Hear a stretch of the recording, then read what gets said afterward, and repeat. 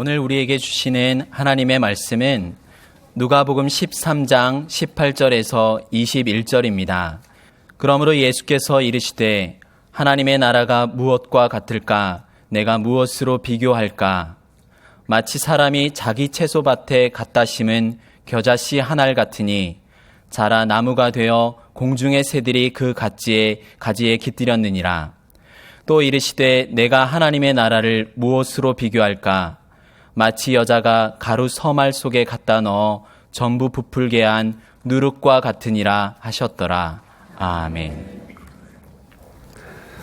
지난주에 하나님의 나라에 대해서 살폈습니다. 예수님과 사도들이 전한 복음의 주제가 시종 일관 하나님의 나라였던 것도 확인했습니다. 그리고 그 하나님의 나라는 장소의 개념보다 주권의 개념이 훨씬 더 많다는 것을 알았습니다. 그렇다면 우리의 신앙생활 역시 하나님의 나라를 이루어가는 것이어야 합니다. 가정에서 그리고 일터에서와 학교에서 교회에서 등 우리의 삶 전체 영역에서 하나님의 주권을 인정하고 하나님의 말씀에 순종하는 것이 하나님의 다스림 속에 있는 것이고 하나님의 나라를 이루어가는 것입니다. 그런데 하나님의 나라가 복음과 우리 신앙생활의 핵심임에도 불구하고 그 나라를 위해서 살아가는 그리스도인들이 그렇게 많지 않습니다.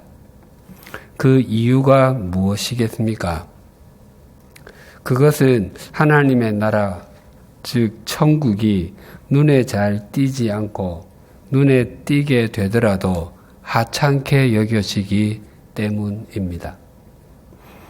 참고로 천국과 하나님의 나라는 같은 개념이지만 마태복음에는 주로 천국이라고 쓰고 마가복음과 누가복음에는 천국이라는 단어는 한 번도 나오지 아니하고 전부 하나님의 나라라고만 씁니다. 그 이유는 마태복음은 주로 다윗 왕의 후손으로 오신 예수님을 유대인들에게 소개하기 위해서 기록하였는데 그들은 거룩하신 하나님의 이름을 입에 담는 것만으로도 불경하다고 여겼기 때문에 하나님의 나라보다는 천국, 하늘 나라를 주로 썼습니다. 반면에 마가복음은 로마 사람들에게, 누가복음은 헬라 사람들에게 영원하신 분이 종과 사람으로 오셨음을 증거하는 것이 목적이었기 때문에 천국, 하늘 나라보다는 좀 더 분명하게 하나님의 나라라고 썼습니다. 마태복음 13장을 비유장, 특히 천국, 하나님 나라의 비유장이라고 합니다. 예수님께서 천국, 하나님의 나라를 비유로 말씀하실 때 천국은 아주 미미한 것처럼 보인다라고 말씀하셨습니다. 지난주에 살폈던 겨자씨 비유가 그러하고 오늘 살필 누룩 비유가 그러합니다. 좁쌀보다도 더 작은 겨자씨가 밭에 심겨져 있을 때 그것을 찾아내는 것은 정말 어려울 것입니다. 아마 대부분의 사람들은 그것이 밭에 심겨져 있다고 생각하지도 못할 것입니다. 또 빵을 만들기 위해 밀가루를 반죽하고 발효시켜 부풀릴 때 누룩, 즉 이스트를 밀가루의 양만큼 넣지 않습니다. 그것에 수십 분의 1만 넣습니다. 그것은 마치 밀가루가 누룩을 전부 삼킨 것과 같이 보입니다. 그래서 사람들이 그 누룩을 무시할 수도 있습니다. 그러나 그 누룩이 밀가루 반죽을 부풀려 냅니다. 예수님은 천국, 하나님의 나라를 이렇게 비유하셨습니다. 마태복음 13장 44절이 이렇게 증가합니다. 천국은 마치 밭에 감추인 보화와 같으니 사람이 이를 발견한 후 숨겨두고 기뻐하며 돌아가서 자기의 소유를 다 팔아 그 밭을 사느니라. 천국이 밭의 감추인 보화와 같다고 말씀하십니다. 그리스도인들이 이 말씀을 접하면 대부분이 밭을 샀다는데 그 초점을 두고 집중적으로 그 부분을 묵상하고 적용할 것입니다. 보화이시고 천국이신 주님을 만난 것이 내게 큰 복이고 은혜이구나.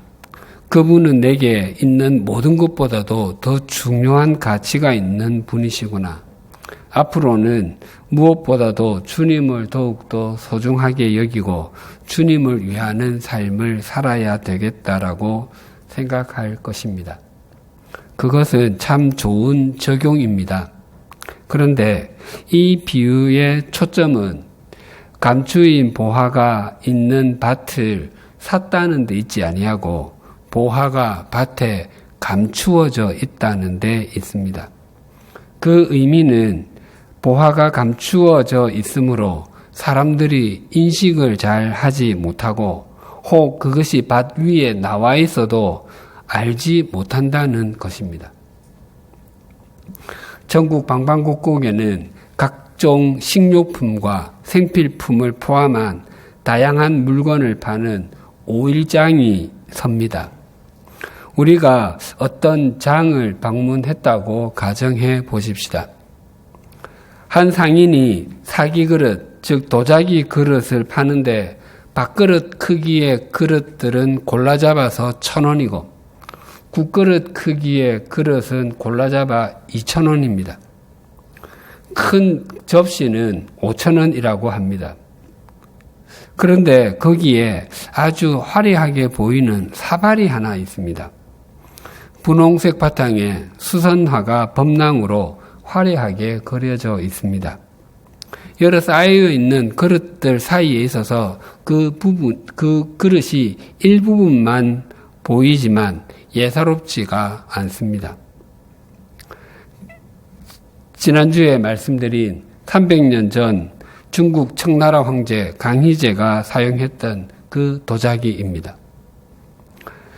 어떤 사람이 그 사발을 사려고 하는데 상인이 그 사발은 좀 오래된 것 같기도 하고 상태가 좋은 것 같기도 해서 30만 원은 주셔야 되겠습니다 라고 하니까 그것을 사려는 사람이 5만 원만 깎아달라고 흥정을 하고 있습니다. 우리가 그 모습을 보고서 30만 원 달라고 하는 그 사발을 3천만 원에 사겠다고 하면 그 상인이나 사발을 사려고 하는 사람 그리고 주변에 있던 사람들이 어떤 반응을 보이겠습니까? 아마 이 사람이 미쳤나 보다라고 생각할 것입니다. 그러나 실제로 그 사발은 321억 원, 3,040만 불짜리 도자기입니다. 만약 그 사발이 대형 박물관이나 루브르 박물관에 방탄 유리에 쌓여 있다면 사람들은 아주 진귀한 사발이라고 생각할 것입니다.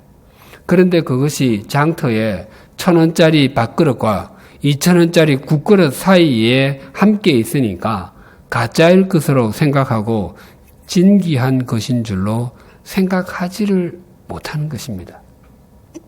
하나님의 나라가 그러하다고 말씀하십니다. 이처럼 하나님의 나라가 사람들이 기대하는 모습으로 와 있지 않기 때문에 사람들이 잘 알지 못합니다. 그러나 아는 사람은 그것이 자신의 전 생애를 지불하고서도 전혀 아깝지 않은 보화인 줄 알기 때문에 모든 것을 버리고서라도 그것을 삽니다. 하나님의 나라가 이와 같습니다.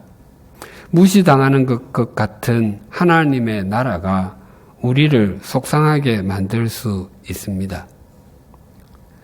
그러나 우리가 두려움을 느껴야 하는 것은 다른 데 있습니다. 하나님의 나라가 그 능력과 그 영광을 감추고 우리 앞에 와 있고 실제로 우리의 삶과 신앙의 전 영역에 있음에도 불구하고 여전히 우리의 삶에서도 무시를 당하고 내팽겨진 상태로 있을 수 있다는 것입니다. 하나님의 나라가 우리에게 주어졌음에도 불구하고 그것이 힘있는 모습으로 또 우리를 세상에서 돋보이게 해주는 모습으로 나타나지 않는다고 해서 우리가 마땅히 하나님께 드려야 할 섬김과 경외심을 외면하면서도 아무렇지도 않게 사는 모습을 진지하게 생각하면 우리의 등에서 식은땀이 흘러야 정상입니다. 성경을 덜 읽고 기도를 덜 하고 주일 예배를 드리지 않는 것에 대해서는 하나님께 미안한 마음을 가지면서도 하나님의 하나님 되심을 인정하지 아니하고 하나님의 다스림도 인정하지 않는 것에 대해서는 아무런 생각이 없습니다. 또한 사람의 눈은 의식하면서도 하나님의 눈은 의식하지 않고 또 세속적인 가치관을 따라서 살기 위해서는 애를 쓰지만 영원한 가치관을 따라서 사는 일은 죽음이 임박해서 해도 괜찮을 것이라고 생각합니다. 오늘 본문에서도 예수님은 하나님의 나라가 보잘것없는 모습으로 와 있음을 말씀하셨습니다. 20절이 이렇게 증가합니다. 또 이르시되 내가 하나님의 나라를 무엇으로 비교할까? 하나님의 나라가 겨자씨 한 알과 같다라고 말씀하신 예수님께서 또 어떻게 비유해야 좋을까를 생각하셨습니다. 자녀들이 17살 무렵에는 부모가 그 자녀들과 함께 풍광이 아주 좋고 아름다운 곳을 다녀오거나 깊은 역사가 서린 지역을 여행하거나 훌륭한 예술작품이 있는 박물관을 관람하고 돌아와도 그것들이 자녀들에게 좋은 기억으로 남아있는 경우가 참 드뭅니다. 오히려 아이들에게 좋은 기억으로 남아있는 것은 거기에서 자기들이 좋아하는 음식, 예를 들면 햄버거나 스파게티 같은 것을 먹은 것과 시간이 남아서 탔던 놀이기구입니다. 우리가 하나님의 나라에 대해서 생각하는 것도 마찬가지입니다. 하나님께서 아무리 하나님의 나라가 좋은 곳임을 알려주셔도 그것을 온전히 깨닫기는 쉽지가 않습니다. 그래서 예수님께서는 하나님의 나라를 비유로 말씀하셨습니다. 21절이 이렇게 증가합니다. 마치 여자가 가루 서말 속에 갖다 넣어 전부 부풀게 한 누룩과 같으니라 하셨더라.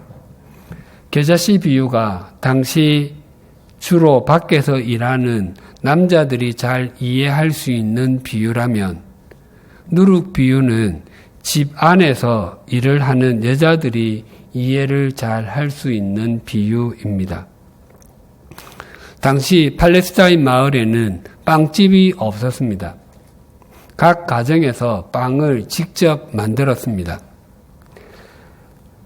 예수님께서도 어린 시절에 그 어머니 마리아가 빵을 만들 때에 이전에 남겨두었던 발효된 빵 반죽의 일부를 넣고 반죽하는 모습을 보셨을 것입니다.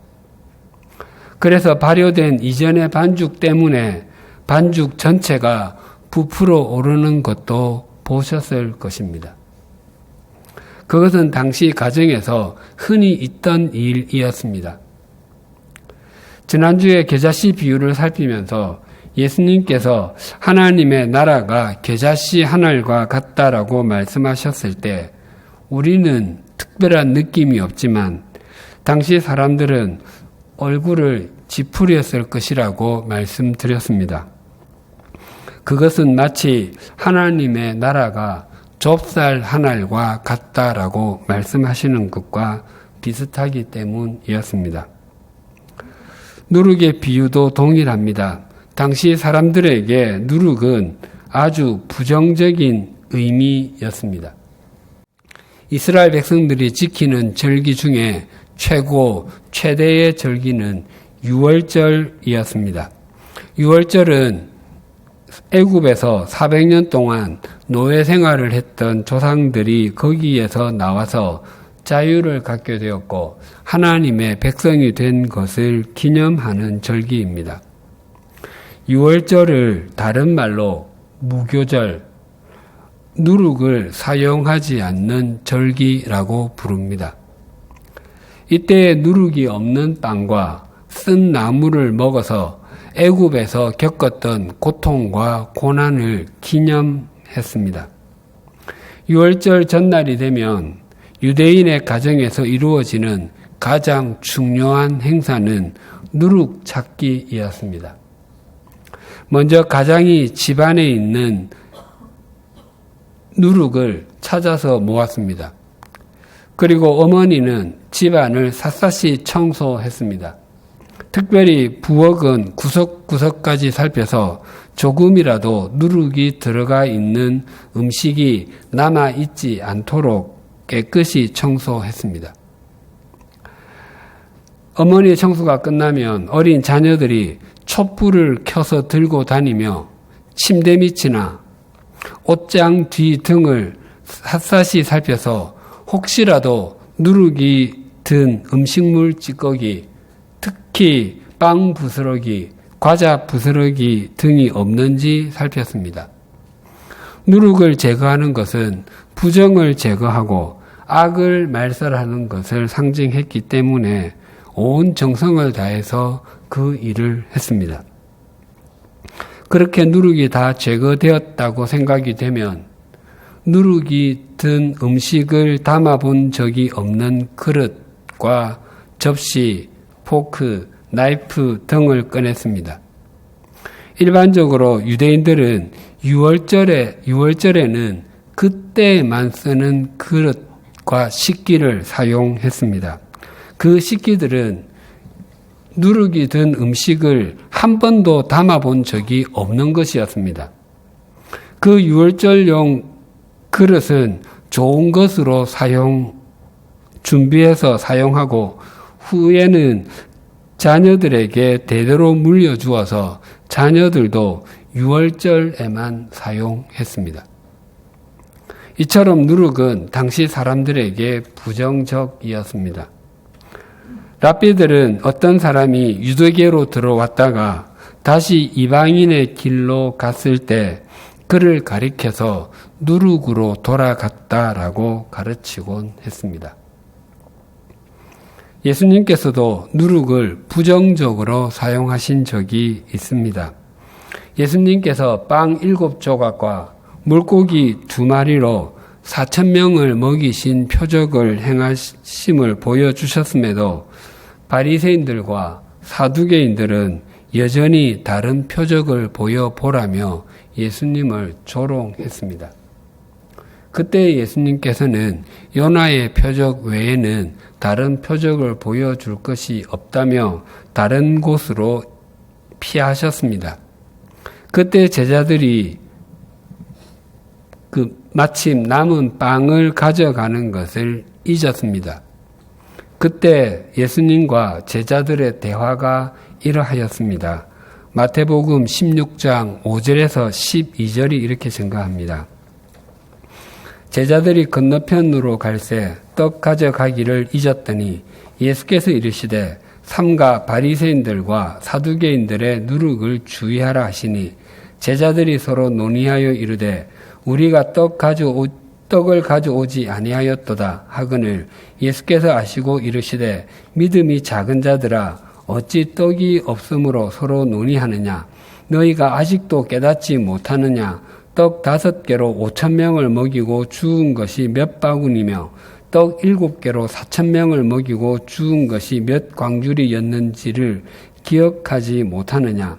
어찌 내 말한 것이 떡에 관함이 아닌 줄을 깨닫지 못하느냐? 오직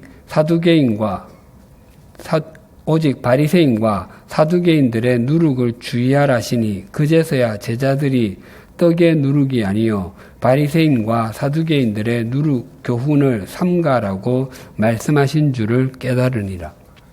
누룩은 바리새인들과 사두개인들의 거짓된 가르침을 의미합니다. 그럼에도 예수님께서는 하나님의 나라가 누룩과 같다라고 말씀하심에 주저함이 없으셨습니다. 그것은 누룩만큼 하나님의 나라를 잘 설명할 수 있는 것이 없었기 때문이었습니다. 예수님께서 하나님의 나라가 누룩과 같다고 말씀하셨을 때에 그 말씀을 듣는 사람들은 얼굴을 찌푸리며 하필이면 누룩이냐고 속으로 투덜투덜 했을지도 모릅니다. 그것은 마치 하나님의 나라가 전염병과 같다라고 말씀하시는 것과 같은 의미이기 때문입니다.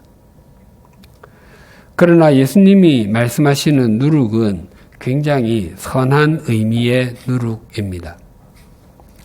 가루 3말에 들어간 누룩이 가루 전체를 부풀리게 했다는 말은 외견상으로는 하나님 나라의 성장이나 확장인 것처럼 보일 수 있습니다. 그러나 성장과 확장의 의미는 지난주에 살폈던 겨자씨 비유가 그 의미입니다. 누룩이 가루 전체를 부풀렸다고 하는 것은 변화의 의미입니다.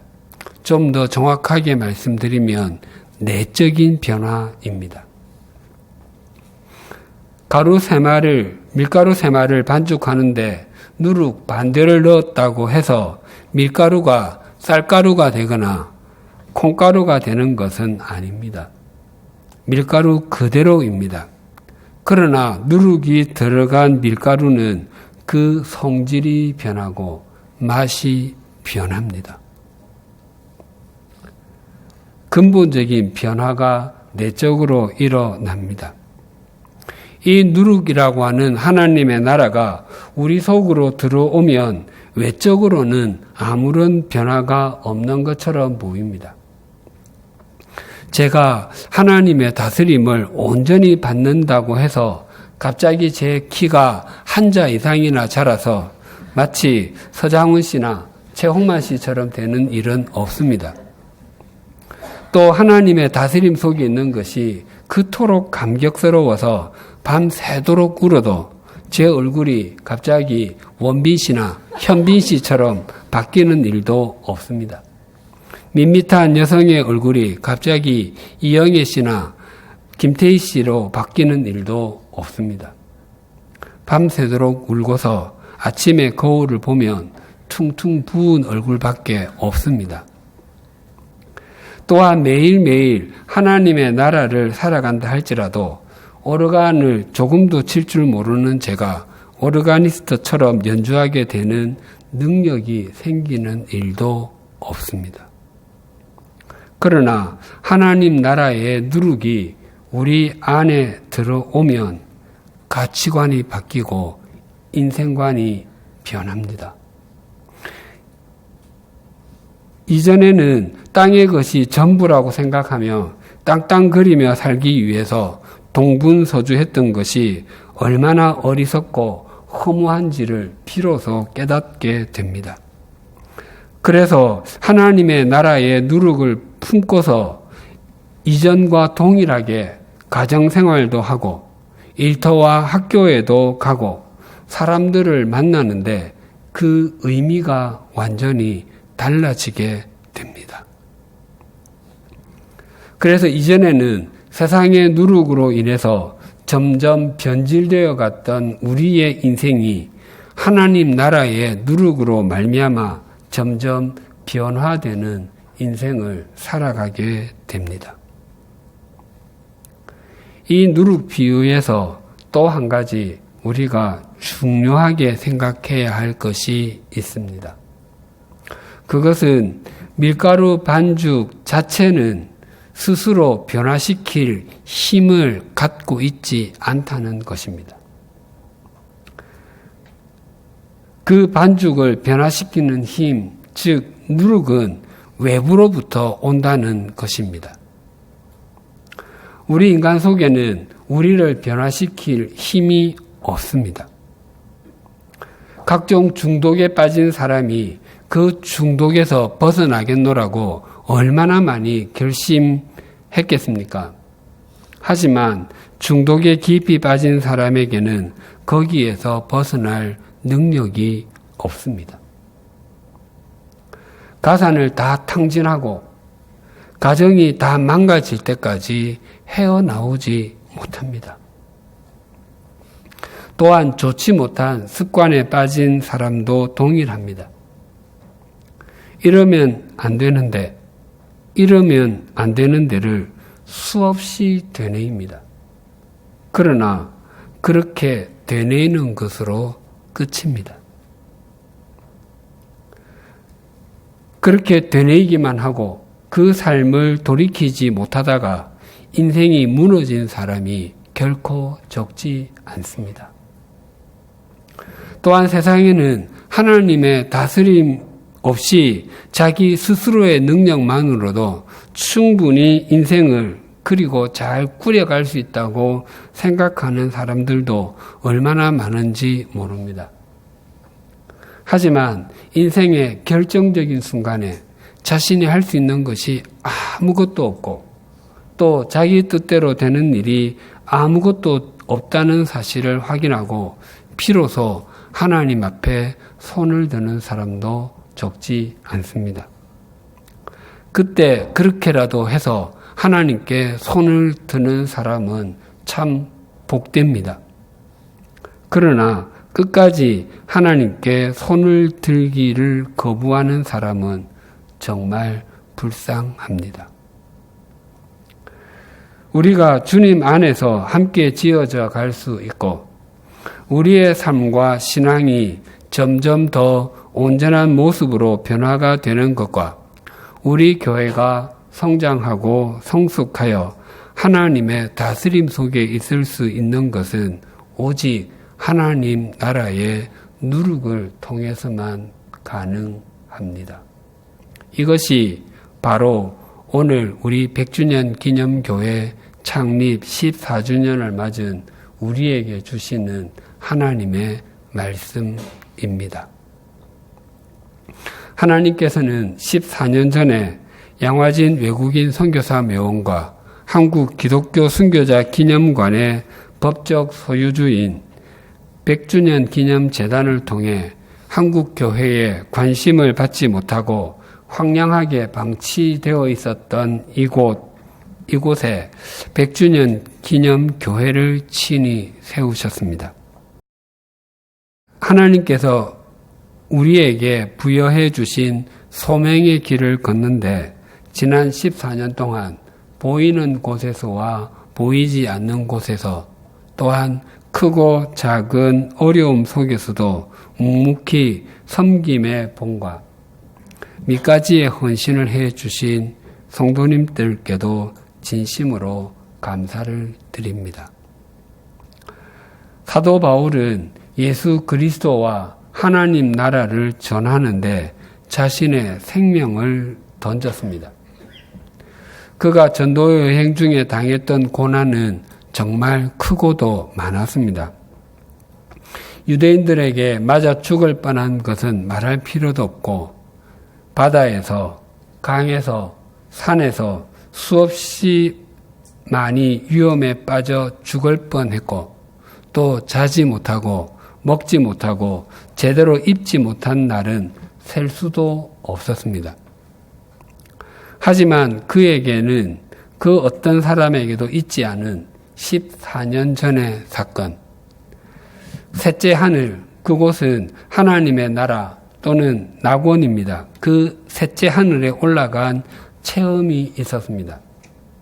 사도 바울은 거기에서 말로 형언할 수 없는 신비한 말을 들었지만 그것은 그에게 가장 큰 자랑거리가 될 수 있었지만 그는 그것을 자랑하지 아니하고 자신의 약한 것을 자랑한다고 고백했습니다. 자신이 약해야 그리스도가 강해지기 때문이었습니다. 즉 강한 것은 자신이 아니라 자신에게 하나님 나라의 누룩을 넣어주신 예수 그리스도시라는 것입니다. 우리 교회가 지금의 모습까지 지난 14년 동안 이어져 올 수 있었던 것은 우리에게 하나님 나라의 누룩을 넣어주셔서 우리를 변화시켜 주신 주님의 전적인 은혜로 인함입니다. 또 갈라디아서 2장에는 사도 바울이 바나바와 디도와 함께 14년 만에 예루살렘을 방문한 일에 대해서 증거합니다. 사도 바울은 그리스도인들을 잡아들이기 위해서 다메섹으로 가다가 부활하신 예수 그리스도를 만났습니다. 그 후 3년이 지나서 사도 베드로를 만나기 위해서 예루살렘으로 올라가서 사도 베드로와 예수님의 동생 야고보를 만났습니다. 그때로부터 14년이 지난 후 다시 예루살렘으로 올라갔습니다. 예루살렘에서 큰 회의가 있었기 때문이었습니다. 당시까지 유대인 기독교인들은 이방인들에게 복음을 전하는 사도 바울을 좋아하지 않았습니다. 그들은 이방인들이 할례도 받지 아니하고서 유대인들과 동일하게 믿음으로 하나님의 백성이 된다는 사도 바울이 전하는 복음을 받아들일 수가 없었습니다. 그래서 사도 바울은 올라가고 싶지가 않았습니다. 올라가면 틀림없이 할례 없이 그리스도인이 된다고 하는 자신의 사역이 옳지 않다는 비난을 받을 것이 뻔했기 때문이었습니다. 그러나 그때 사도 바울은 계시를 따라서 올라갔다고 성경은 증언합니다. 바울아, 올라가기 싫지. 그래도 나는 네가 올라가면 좋겠다라고 말씀하신 주님께 순종을 했습니다.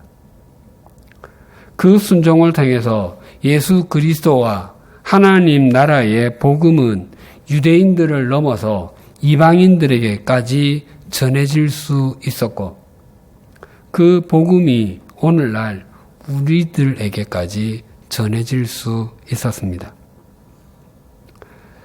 사도 바울이 자신에게 하나님 나라의 누룩을 넣어주신 주님의 말씀에 온전히 순종했던 것처럼 우리 교회와 우리가 하나님 나라의 누룩을 넣어주신 주님의 말씀에 순종하면 우리 교회와 우리들을 통해서 이 땅 위에 한 부분이 변화되어져 갈 것이고 하나님의 나라가 한 뼘이라도 더 넓어지게 될 것입니다. 우리가 주님께서 우리에게 넣어주신 하나님 나라의 누룩으로 인해 변화가 된 것을 잊지 아니하고 또 누룩을 주신 주님의 말씀에 순종한다면 우리의 매 주일은 창립 기념주일이 될 것입니다.